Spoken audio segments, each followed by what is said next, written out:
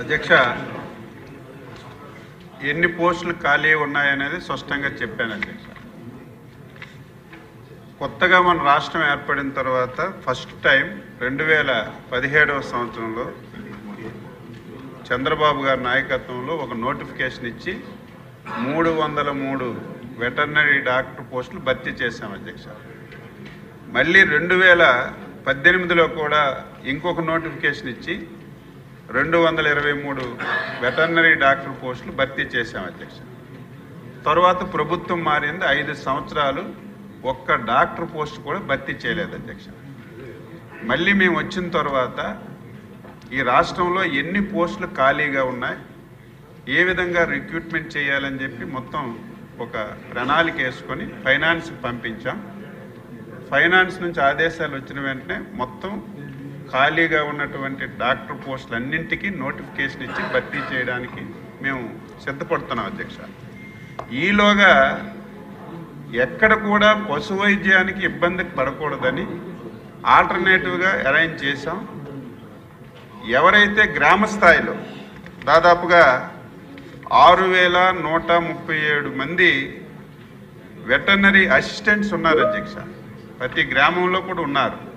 ఇందులో highly qualification వాళ్ళు కూడా ఉన్నారు. ఏదైతే బీవీఎస్ చేసేవాళ్ళు, ఎంఈఎస్ చేసేవాళ్ళు ఉన్నారు. అందులో వాళ్ళందరినీ తీసుకొని ఏ హాస్పిటల్లో కూడా డాక్టర్ లేడనే విధానం లేకుండా, ఎక్కడ కూడా పశు వైద్యానికి ఇబ్బంది లేకుండా ఏర్పాట్లన్నీ కూడా చేశాం. ప్రస్తుతానికైతే ఆ సమస్య లేదు. ఎవరైనా సరే ఇంకా ఈ హాస్పిటల్లో అంటే అన్ని హాస్పిటల్లో డాక్టర్లు ఉండే విధానం ఉంటుంది. ఒక హాస్పిటల్లో డాక్టర్ ఉంటాడు, ఒక హాస్పిటల్లో వెటర్నరీ అసిస్టెంట్ ఉంటాడు. అలాగే 2-3 కేటగిరీలు ఉన్నాయి అధ్యక్ష. మళ్ళీ నేను ఒకసారి ఎక్కడ కూడా డాక్టర్ లేడనే సమస్య లేకుండా అన్నీ ఏర్పాటు చేయడానికి నేను అన్ని విధాల ప్రయత్నం చేస్తామని తెలియజేస్తున్నాను. రెండవది, హాస్పిటల్స్ టోటల్గా మరమ్మత్తు అయిన ఉన్నాయి అధ్యక్ష. కొన్ని దగ్గర హాస్పిటల్స్ ఉన్నాయి కానీ భవనాలు కూడా లేవు, ప్రైవేట్ ప్లేసుల్లో కూడా నడుపుతున్నారు. నేను వచ్చిన తర్వాత ఎమ్మెల్యేలు చాలామంది నాకు రిప్రజెంటేషన్స్ కూడా ఇచ్చారు. నేను డిపార్ట్మెంట్ నుంచి కూడా ఎక్కడ హాస్పిటల్ లేదు, ఎక్కడ హాస్పిటల్ రిపేర్ చేయాలనేది మొత్తం ఇన్ఫర్మేషన్ అంతా తీసుకొని సుమారుగా 434 కొత్త హాస్పిటల్స్ ఉన్నవన్నీ కూడా మరమ్మతులు చేయడానికి RIDF మనం ఏదైతే నాబార్డు ఉందో అందులో ప్రతిపాదనలు పంపించాం. త్వరగా శాంక్షన్స్ వస్తే అవన్నీ కూడా భర్తీ చేయడానికి, నిర్మించడానికి ప్రయత్నం అంతా చేస్తాను అధ్యక్ష. అదేవిధంగా కొంతమంది సభ్యులు చెప్పారు, అదేవిధంగా బొబ్బిలి ఎమ్మెల్యే గారు కూడా చెప్పారు, ఎవరైతే బీసీ స్టూడెంట్స్ అధ్యక్ష, నేను కూడా బాధపడ్డాను. అన్నింటిలో కూడా పెంచారు.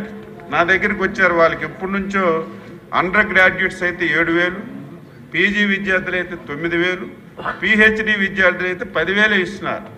కానీ ఈ రాష్ట్రంలో ఆర్థిక పరిస్థితి చాలా ఉన్నా సరే వాళ్ళ యొక్క ఇబ్బందిని తెలుసుకొని వాళ్ళకు కూడా చెప్పాను, ఒకేసారి హ్యూజ్గా పెంచాలంటే కొన్ని సమస్యలు మాకున్నాయి, 2 విడతలుగా చేసి పెంచుతామని చెప్పి వాళ్ళకి చెప్పిన తర్వాత 7,000 నుంచి అండర్ గ్రాడ్యుయేట్స్కి 10,500 చేసాం, పీజీ విద్యార్థులకి 9,000 నుంచి 13,500 చేసాం, PhD విద్యార్థులకి 10,000 నుంచి 15,000 చేసాం అధ్యక్ష.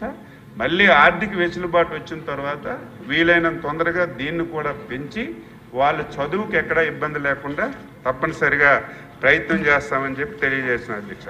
అదేవిధంగా మన వెంకటేశ్వరరావు ఎమ్మెల్యే గారు ఈ వ్యాధి వచ్చిన వెంటనే అధ్యక్ష వెటర్నరీ సైంటిస్టులని, డాక్టర్లని అందరినీ పంపించాం. అక్కడ ఉన్నటువంటి శాంపిల్స్ అన్నీ తీసుకొని మేము టెస్టింగ్ కూడా పంపించాం. నాకున్నటువంటి ఇన్ఫర్మేషన్ ప్రకారం ఒక 7 పశువులు చనిపోయినట్టుగా ఇన్ఫర్మేషన్ ఉంది. తప్పనిసరిగా ఎందుకు అది వస్తుంది, దానికి ఏ విధంగా మనం నివారణ చేయాలని ఆలోచన చేస్తున్నాం. త్వరలోనే రిపోర్ట్ వస్తుంది. వచ్చిన వెంటనే అక్కడ ఆ పశువులు చనిపోకుండా అన్ని ఏర్పాట్లు కూడా తీసుకుంటామని చెప్పి ఈ సందర్భంగా మీ ద్వారా తెలియజేస్తున్నాను అధ్యక్ష. 5 సంవత్సరాలు వెటర్నరీ డిపార్ట్మెంట్కి తాళాలు వేశారు. మీ అందరికీ తెలుసు, మనం ఎవ్రీ 3 మంత్స్కి పెట్టినటువంటి వ్యాక్సిన్ ఆపేశారు. ప్రతి నెల ప్రతి గ్రామీణ ప్రాంతాల్లో పెట్టినటువంటి పశు వైద్య శిబిరాలు ఆపేశారు. మనం ఇస్తున్నటువంటి సైలేజ్ కానీ ఏవైతే దానా ఉన్నా అన్నీ క్లోజ్ చేశారు అధ్యక్ష. మళ్ళీ అన్నింటినీ తెరిచాం, ఒక్కొక్కటి స్టార్ట్ చేశాం. ఈసారి ముఖ్యమంత్రి గారి ఆలోచన ఏమిటంటే ఈ రాష్ట్రంలో ప్రతి కుటుంబానికి 1-2 ఆవులు కానీ గేదెలు కానీ పెంచుకోవాలి. దాని ద్వారా గణనీయమైనటువంటి ఆర్థిక పరిస్థితి పెరుగుతుంది. దాన్ని ఏ విధంగా ముందుకు చేయాలనేది, ఏ విధంగా అమలు చేయాలనేది ముఖ్యమంత్రి గారు ఎప్పటికప్పుడు మాకు డైరెక్షన్స్ ఇస్తున్నారు. ఆ డైరెక్షన్స్ ప్రకారం ముందుకెళ్తున్నాం.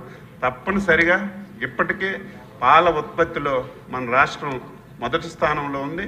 ఇంకా దీన్ని ముందుకు తీసుకెళ్ళడానికి ముఖ్యమంత్రి గారి సలహాలు సూచనలతో, సభ్యులు ఇచ్చినటువంటి సలహాలు సూచనలతో ముందుకెళ్తామని చెప్పి ఈ సందర్భంగా మీ ద్వారా సభ్యులకి, ఈ రాష్ట్రంలో ఉన్నటువంటి పాడి రైతులందరికీ కూడా తెలియజేస్తున్నాను. ధన్యవాదాలు.